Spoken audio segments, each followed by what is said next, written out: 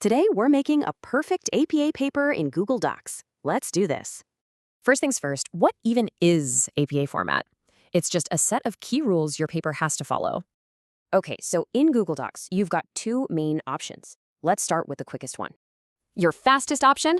Just use the built-in template. It does all the hard work for you. And getting to it is simple. Just follow these 3 clicks to open the template gallery. The cool part? The entire structure is already there. You just replace their text with yours. But to really get it, let's build one from scratch. It's actually way easier than it sounds. First up, font and size. And here's the good news. The margins are already set for you by default. All right, let's tackle the header. Just follow these clicks to get the header area open. Quick tip, the header font might reset, so just change it back. Then, type your title in all caps.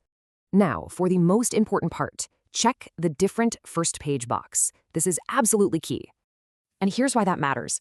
The first page needs running head, but the others don't.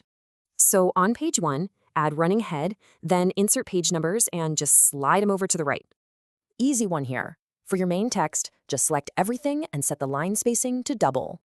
All right, let's get that title page done. Center your cursor and then add these 3 things. To keep things organized, use page breaks. This lets you start new sections on a fresh page. Now, when you're writing, just indent every new paragraph. A single press of the tab key does the trick. At the end of your paper, make a references page. Here are the key rules to get it perfect. Citing a web article. The format looks like this. Let's break down a real example to see it in action. See? Each part of the citation just plugs right into that formula. It's a really clear system. And, of course, you need in-text citations. This is how you credit sources right after you use them. Okay, here's a pro tip for you.